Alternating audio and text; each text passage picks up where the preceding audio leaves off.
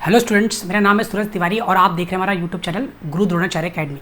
Students, currently जो हम chapter लेकर चल रहे हैं उसका नाम है Indian economy on the eve of independence. इसके ऊपर मैं पहले 4 वीडियो बना चुका हूँ। जो आज की जो 5वीं वीडियो है वो है डेमोग्राफिक कंडीशंस के बारे में और इंफ्रास्ट्रक्चर के बारे में।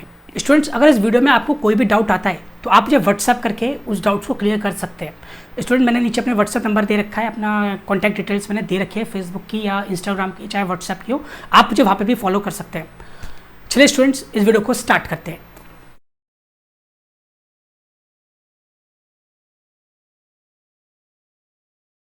स्टूडेंट, सबसे पहले मैं आपको बताऊं कि डेमोग्राफी क्या होता है। डेमोग्राफिक का मतलब होता है जब हम अपनी पॉपुलेशन को स्टडी करते हैं।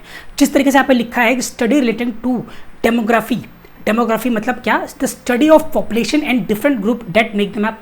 यानी कि जब हम अपनी पॉपुलेशन को हम स्टडी करते हैं कि हमारी पॉपुलेशन में किस टाइप के लोग हैं, कितने लोग हैं, उनके हम एक उनका डाटा कलेक्ट करते हैं और डाटा कलेक्ट करने के बाद हम उससे जो एक स्टडी करते हैं उसे हम बोलते हैं डेमोग्राफिक स्टडी। देखो स्टूडेंट, एक होता है ज्योग्राफिक स्टडी। ज्योग्राफी का होता है वो ज्योग्राफिकल बाउंड्री के बारे में होता है, और एक होता है डेमोग्राफिक स्टडी। डेमोग्राफिक स्टडी का मतलब होता है कि जो हमारी कंट्री के अंदर पॉपुलेशन है, कंट्री नहीं, चाहे किसी स्टेट के अंदर, चाहे किसी एक स्मॉल एरिया के अंदर जो पॉपुलेशन है, जब उस पॉपुलेशन को हम स्टडी करते हैं तो उसे हम बोलते हैं डेमोग्राफिक। ओके स्टूडेंट्स, चलिए हम बात करते हैं इसमें आगे। जब भी हमको अगर पॉपुलेशन को स्टडी करना है तो सबसे ज़्यादा हमारे लिए इंपॉर्टेंट होता है वो होता है सेंसस। सेंसस का मतलब होता है कि जब हम पूरी पॉपुलेशन को एक बार काउंट करते हैं, जो हर 10 साल में ये सेंसस होता है, तो जिसको हम जनगणना भी बोलते हैं। स्टूडेंट्स, जो हमारे ब्रिटिशर्स थे, ब्रिटिशर्स ने पहली बार सेंसस कराया था 1881 में। कब कराया था? पहली बार 1881 में। और उसके बाद हमेशा 10 साल के अंदर सेंसस होता रहता है, यानी हर 10 साल में सेंसस होता है। पर स्टूडेंट देखो, जब उस समय सेंसस कराया गया था तो सेंसस कराते वक्त सबसे पहली बात तो ये थी कि उस समय जो मेथड था वो इतना सही भी नहीं था, क्योंकि हमें पूरा डाटा मिल नहीं पाता था। तो इसलिए जो हमारे को जो पॉपुलेशन ग्रोथ मिली वो बहुत ही अनइवन मिली। अनइवन मतलब वो एक कहीं पे बहुत ज़्यादा, कहीं पे बहुत कम। हमारे पास कहीं ना कहीं मैं एक बात बोलूँ तो एक्चुअल फैक्ट एंड फिगर भी हमारे सामने नहीं आ पाई। तो स्टूडेंट, इसलिए हमने को क्या करना चाहिए, जब भी सेंसस होता है, कई बार सेंसस में लोग ढंग से ध्यान नहीं देते, कई बार ढंग से इन्फॉर्मेशन शेयर नहीं करते, इसलिए सेंसस का डाटा हमेशा सही नहीं आता। वो एक अप्रॉक्सीमेट होता है। अप्रॉक्सीमेट मतलब वो हम अंदाज़ा होता है, एक अप्रॉक्स डाटा होता है, वो एक्चुअल डाटा नहीं होता। ठीक है स्टूडेंट्स, फिर क्या हुआ, धीरे धीरे जब सेंसस होता रहा तो एक ईयर आया, ईयर 1921। ये बहुत इंपॉर्टेंट है, ईयर 1921, क्योंकि जो ईयर 1921 था वो था year of great divide. Great divide क्यों? क्योंकि इस समय हमारा क्या हुआ, एक डेमोग्राफिक ट्रांजिशंस हुआ। मैं ट्रांजिशंस आपको एक्सप्लेन करूंगा आगे कि डेमोग्राफिक ट्रांजिशन का मतलब क्या होता है, वो कैसा होता है। ट्रांजिशन का मतलब होता है कि जब पॉपुलेशन हमारी क्या होती है, चेंज होती है। चेंज मतलब पहले क्या था कि जो 1921 से पहले हमारा जो बर्थ रेट था वो भी हाई था और डेथ रेट था वो भी हाई था। मतलब ज़्यादा बच्चे भी जन्म ले रहे थे और ज़्यादा लोग भी मर रहे थे। पर इसके बाद क्या हुआ, 1921 के बाद जो हमारा डेथ रेट था वो थोड़ा क्या हुआ, कम हुआ। बर्थ रेट तो हमारा हाई रहा पर डेथ रेट हमारा क्या हुआ, कम हुआ। मैं आगे आपको बताता हूँ कि डेमोग्राफिक ट्रांजिशन का मतलब होता क्या है। स्टूडेंट्स, चलो अब हम बात करते हैं डेमोग्राफिक ट्रांजिशन की। जो डेमोग्राफिक ट्रांजिशन होता है वो एक ऐसा स्टेज होता है, मतलब एक जैसे स्टेज होती है, फर्स्ट स्टेज, सेकंड स्टेज और थर्ड स्टेज। इसमें बेसिकली क्या होती है, 3 स्टेजेस आती है। जो स्टेजेस हमें बताती है कि किस तरीके से पॉपुलेशन का माइंडसेट या मेडिकल फैसिलिटी या किस हिसाब से हमारी पॉपुलेशन में चेंजेस आए। क्योंकि जो स्टूडेंट, जो डेमोग्राफिक ट्रांजिशन है उसमें बेसिकली 3 स्टेज आती हैं। उसमें जो फर्स्ट स्टेज आती है उसमें क्या होता है, high birth rate and high death rate होता है। जो सेकंड स्टेज आती है उसमें हाई बर्थ रेट होता है एंड लो डेथ रेट होता है। और जो थर्ड स्टेज आती है उसमें क्या होता है, low birth rate and low death rate. Okay students, मैं इन तीनों स्टेज को आगे थोड़ा और आपको एक्सप्लेन करता हूँ। आप यहाँ पे पीछे भी बोर्ड पे देख सकते हैं। स्टूडेंट्स, जो ये हमारी ट्रांजिशन है इसको 3 ट्रांजिशन में बांट रखा है। तो एक था प्री ट्रांजिशनल, इसमें क्या बर्थ रेट था और हाई डेथ रेट था। ये जो हमारी फर्स्ट स्टेज थी जिसका नाम था प्री ट्रांजिशनल स्टेट, इसमें क्या था, हाई बर्थ रेट था और हाई डेथ रेट था। यानी कि इस समय लोगों का जन्म भी ज़्यादा था और लोग मर भी क्या रहे थे, ज़्यादा रहे थे। फिर स्टूडेंट, इसके बाद आया एक ट्रांजिशनल रेट। जो ट्रांजिशनल पीरियड आता है, ट्रांजिशनल पीरियड में क्या होता है कि लोगों का माइंडसेट थोड़ा चेंज होता है। क्योंकि लोगों को पहले क्या थी, एक अच्छी हेल्थ केयर फैसिलिटी नहीं मिलती थी। तो हेल्थ केयर फैसिलिटी ना होने की वजह से और लैक ऑफ एजुकेशन की वजह से बर्थ भी ज़्यादा होते थे। और जो लोग अगर बीमार होते थे तो उनको अगर हेल्थ जो हमारी कंडीशन है वो और प्रॉपर ना हो तो उनसे उनकी डेथ भी ज़्यादा होती थी। उनको एक प्रॉपर मेडिकल जो थी फैसिलिटी नहीं मिल पाती थी। स्टूडेंट, इसके बाद आई हमारी सेकंड स्टेज, जिसका नाम मैंने बोला ट्रांजिशनल स्टेट। जो ट्रांजिशनल स्टेट थी इसमें पहला था अर्ली ट्रांजिशनल। इसमें क्या था, डिक्लाइन इन डेथ रेट। मतलब डेथ रेट क्या हो रहे हैं, कम हो रहे हैं, बट हाई बर्थ रेट, मतलब लोग तो ज़्यादा जन्म ले रहे हैं बट डेथ रेट धीरे धीरे क्या हो रहे हैं, कम हो रहे हैं। क्यों? क्योंकि हो सकता है कि लोगों को बेटर मेडिकल फैसिलिटी प्रोवाइड हो रही हो। स्टूडेंट फिर आता है एक मिडिल ट्रांजिशनल, इसमें क्या होता है decline in birth rate and continuous decline in death rate. इसमें क्या होता है कि जो हमारा बर्थ रेट है, बर्थ रेट भी धीरे धीरे क्या होता है कम होता है, क्योंकि देखो आपको पता होगा कि पहले लोग अनएजुकेटेड थे तो डेट्स वाई लोगों के बर्थ रेट भी क्या रहता था ज़्यादा होता था। लेकिन अब लोग थोड़े समझदार हो रहे हैं, लोग ये सोचते हैं कि यार हम ज़्यादा बर्थ ना करके अगर हमारे बच्चे कम हो पर उनको हम अच्छी फैसिलिटी प्रोवाइड करें, तो इस वजह से क्या हो रहा है हमारे बर्थ रेट भी अब कम हो रहे हैं। और इसके साथ हमारे को बेटर मेडिकल फैसिलिटी की वजह से हमारे क्या हो रहा है हमारे डेथ रेट भी अब क्या हो रहे हैं कम हो रहे हैं। स्टूडेंट्स इसमें एक और आता है, वो आता है लेट ट्रांजिशनल।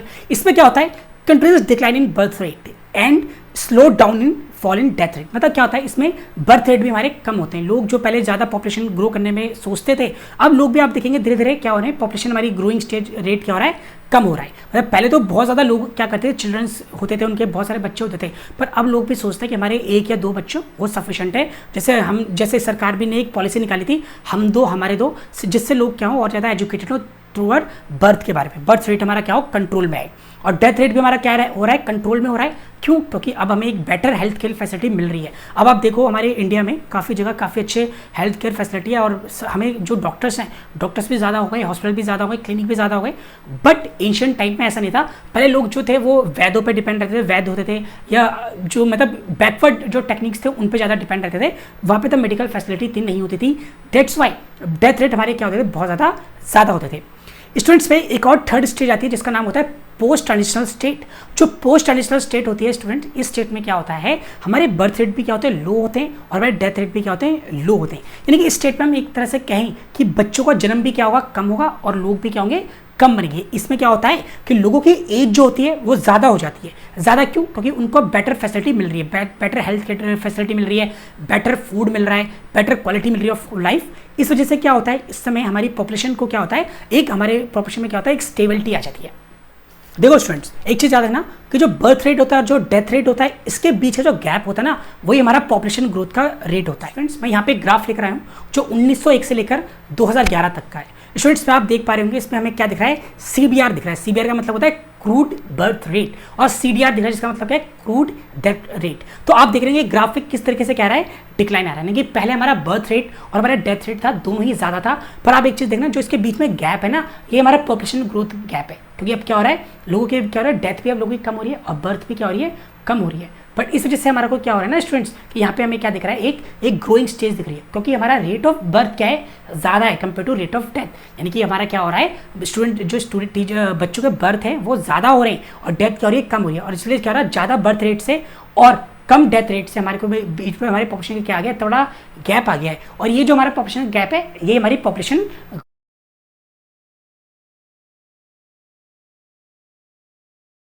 स्टूडेंट उस समय जो डेथ रेट था बहुत ज़्यादा 40/1000 ये बहुत ज़्यादा रेट है।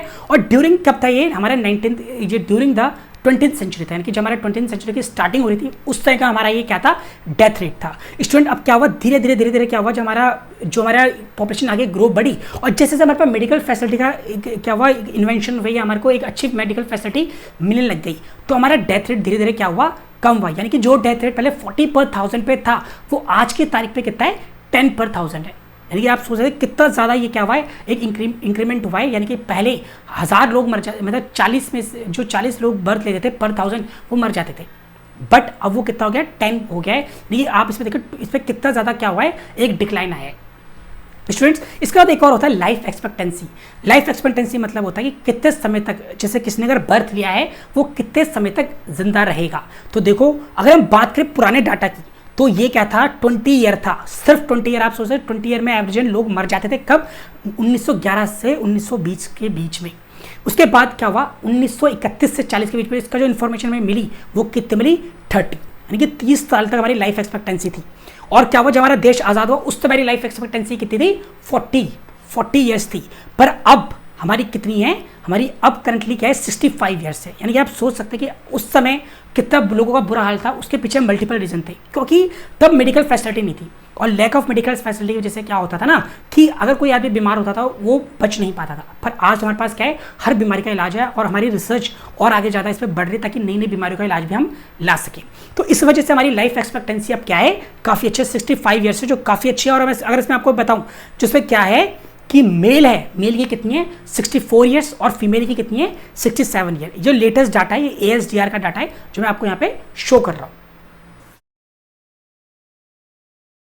स्टूडेंट्स अब मैं आपको एक चीज़ और बताता हूँ, इन्फेंट मोरालिटी रेट। जो भी हमने अपनी मोरालिटी की बात करी तो इसमें एक और रेट आता है, उसका नाम होता है इन्फेंट मोरालिटी रेट। जो इन्फेंट मोरालिटी रेट होता है वो यंग बच्चों का होता है, जो यंग बच्चे 1 साल से भी या 1 साल तक के जो होते हैं। स्टूडेंट्स जो मोर्टेलिटी रेट था वो भी हमारे इंडिया में उस समय बहुत ज़्यादा खराब था। यानी कि आप ये मान सकते हैं कि 218 पर 1000, यानी कि अगर 1000 बच्चों ने जन्म लिया उसमें 218 बच्चों की तो डेथ हो जाती थी, यानी कि वो 1 साल तक भी नहीं बच पाते थे। अब ये चीज़ हो सकते हैं, लेकिन अब करंटली वो कितना है 40 है। अब काफ़ी ज़्यादा इसमें सुधार आ चुका है। प्रेजेंट का जो मोर्टेलिटी इन्फेंट मोर्टेलिटी रेट है वो 40 पर 1000 है। यानी कि आज की तारीख में अगर कोई 1000 बच्चे बर्थ लेते हैं तो उसमें से सिर्फ 40 तक के बच्चों की डेथ होती है। पर पहले जो रेट था ये कितना था 218। इसके पीछे क्या रीज़न था, क्योंकि बच्चों तब ना क्या होता प्राइमरी जो एक हम बोले जैसे जच्चा बच्चा होता था उनको हेल्थ फैसिलिटी प्रोवाइड नहीं हो पाती थी, क्योंकि तब लोग थे वो दाई के ऊपर, जब बेबीज़ का बर्थ होता था दाई के ऊपर डिपेंड थे, या वो उनको अच्छी फैसिलिटी नहीं मिलती थी, लोकल वो किसी के ऊपर डिपेंड रहते थे, और इस वजह से क्या होता था कि जो बच्चा था वो सर्वाइव नहीं हो पाता था। लेकिन अब जो गवर्नमेंट थी, गवर्नमेंट ने इस पर काफ़ी अच्छा ध्यान दिया। गवर्नमेंट ने जच्चा और बच्चा यानी कि मदर और जो चिल्ड्रन है दोनों पे ध्यान देते हुए गवर्नमेंट क्या करती है, उनको बेसिक क्या करती है, कुछ पैसे भी प्रोवाइड करती है अब करंटली, और उनको एक अच्छी हेल्थ केयर फैसिलिटी भी प्रोवाइड करती है, सो डैट कि 1 साल तक बच्चों को जो ज़रूरत का पोषण है, जो हेल्थ है वो उसको मिल सके, जो उसको फूड न्यूट्रिशन है वो उसको मिल सके, सो डैट हमारी पॉपुलेशन आगे क्या हो, डिसीज फ्री ग्रो करे। ये था हमारा क्या इन्फेंट मोर्टेलिटी रेट। अगर हम अब बात करें वो है हमारी लिटरेसी रेट की। लिटरेसी रेट का मतलब क्या होता है कि जो हमारी पॉपुलेशन है, पॉपुलेशन कितनी ज़्यादा पढ़ी लिखी है, यानी कि वो पढ़ भी सकती है और लिख भी सकती है। अब हम लिटरेसी रेट की बात करें, अब मैं आपको बताता हूँ कि इंडिपेंडेंस का टाइम हमारा लिटरेसी रेट कितना था, सिर्फ 16%, यानी कि 16% लोग ही हमारे क्या थे उसमें पढ़े लिखे थे, जो थोड़ा पढ़ भी सकते थे और थोड़ा लिख भी सकते थे।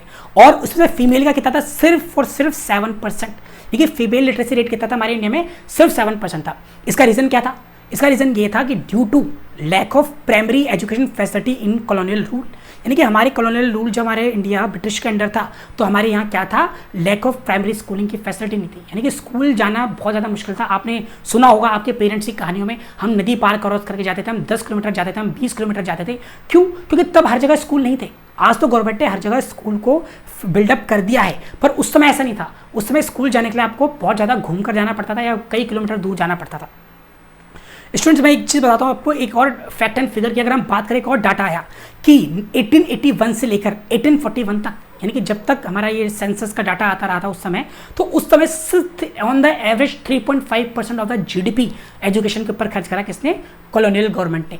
यानी कि जो ब्रिटिश गवर्नमेंट थी उसने सिर्फ एजुकेशन के ऊपर कितना खर्चा करा, सिर्फ और सिर्फ 3.5%। ये बहुत ज़्यादा कम था। यानी कि हम देखें GDP का सिर्फ 3.5% वो ऑन द एवरेज क्या करते थे, खर्च करते थे किसमें, एजुकेशन की फैसिलिटी में, चाहे उस पर प्राइमरी एजुकेशन हो, चाहे सेकेंडरी हो, चाहे हायर सेकेंडरी हो, चाहे कॉलेज की हो, डिग्री वाली, उन सब के ऊपर खर्चा क्या था गवर्नमेंट का, बहुत ज़्यादा कम था। क्यों? ताकि यार जो हमारी जो पॉपुलेशन है वो पढ़ लिख ना पाए, क्योंकि अगर पॉपुलेशन पढ़ लिख पाती वो है एग्रीकल्चर करना छोड़ देती, वो मैन्युफैक्चरिंग सेक्टर में आती, वो सर्विस सेक्टर में आती, तो कॉलोनियल गवर्नमेंट ये चाहती भी नहीं थी कि वो लोग इतना ज़्यादा डेवलप करें, इसलिए उनकी एजुकेशन को उसने बहुत ज़्यादा क्या रखा था, लिमिटेड। और ये बात मैं नहीं कह रहा, ये बात कह रहा है हमारा फैक्ट एंड फिगर, यानी कि उस समय जो GDP का सिर्फ 3.5% था जो खर्च होता था किसमें, एजुकेशन में। चलिए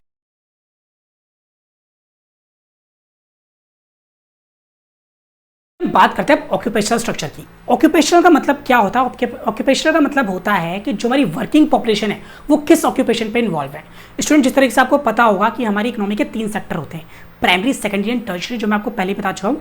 प्राइमरी सेक्टर जो होता है वो हमारा किससे लिंक्ड होता है, एग्रीकल्चर सेक्टर से। सेकेंडरी सेक्टर हमारा लिंक्ड होता है किससे, मैन्युफैक्चरिंग से। और सर्विस सेक्टर यानी कि टर्शियरी सेक्टर हमारा किससे लिंक्ड होता है, सर्विस सेक्टर से, सर्विस से।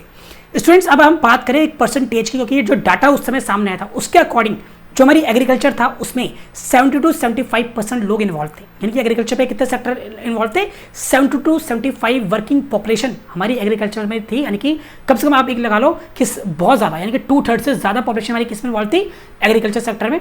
मैं पुरानी वीडियो में आपको बता चुका हूँ कि क्यों, इसका रीज़न क्या था, वो आप वहाँ पर जाके देख सकते हैं। इसके बाद करें मैन्युफैक्चरिंग सेक्टर की, तो मैन्युफैक्चरिंग सेक्टर में सिर्फ और सिर्फ 10% लोग इन्वॉल्व थे। और सर्विस सेक्टर की बात करें उसमें कितने थे, 15 से लेकर 20% लोग उसमें इन्वॉल्व थे। तो इससे पता चलता था कि हमारा इंडिया उस समय कितना ज़्यादा बैकवर्ड था, क्योंकि तब मेजर ऑफ पॉपुलेशन हमारी किस में इन्वॉल्व थी, एग्रीकल्चर सेक्टर में। उस समय भी एक ट्रांजिशन हुआ। ट्रांजिशन एग्रीकल्चर सेक्टर का मैं कैसा हुआ, मैं आपको जरा वो समझाता हूँ स्टूडेंट। ऐसा हुआ कि जो हमारा उस समय जो मद्रास प्रेसिडेंसी थी, मद्रास प्रेसिडेंसी में क्या क्या आते हैं, तमिलनाडु, आंध्र प्रदेश, केरला, कर्नाटका, प्रेजेंट डे के जो आज के हैं, और बॉम्बे और बंगाल जो हमारी अलग अलग स्टेट थी, बॉम्बे और बंगाल की। इनमें क्या हुआ, इनमें पॉपुलेशन की तरफ एक शिफ्ट हुआ। शिफ्ट किस तरीके से, इन लोगों ने एग्रीकल्चर को छोड़कर, मतलब ये लोग पहले एग्रीकल्चर जो सेक्टर में इन्वॉल्व थे उसको छोड़कर ये किस में है, मैन्युफैक्चरिंग सेक्टर में और सर्विस सेक्टर में। क्योंकि आपने जिस तरीके से देखा होगा ये सारी स्टेटेज थी ना, ये स्टेट उससे लिंक थी, कोस्टल एरिया में थी, यानी कि समुद्र के किनारे थी। तो यहाँ पे क्या होता है, एक इंडस्ट्रियलाइजेशन भी आ चुका था। इससे क्या होता था कि जो ब्रिटिश गवर्नमेंट थी वो यहाँ पे अपनी इंडस्ट्री सेटअप कर रही थी, यहाँ पे पोर्ट बना रही थी। तो इन लोगों को यहाँ पे ज़्यादा अपॉर्चुनिटीज़ दिखी कंपेयर टू एग्रीकल्चर सेक्टर में। तो ये लोग एग्रीकल्चर सेक्टर को छोड़कर किस में आए गए, हमारे सेकेंडरी सेक्टर में, यानी कि मैन्युफैक्चरिंग सेक्टर में और सर्विस सेक्टर में आए students. On the other hand इसके अलावा क्या हुआ कि पंजाब था, हरियाणा था, राजस्थान था, उड़ीसा था, ये ऐसी स्टेट थी जहाँ के लोग एग्रीकल्चर सेक्टर की तरफ ज़्यादा इन्वॉल्व हुए। यानी कि ये लोग, इन्होंने अपनी एग्रीकल्चर को क्या करा, थोड़ा इंक्रीज करा।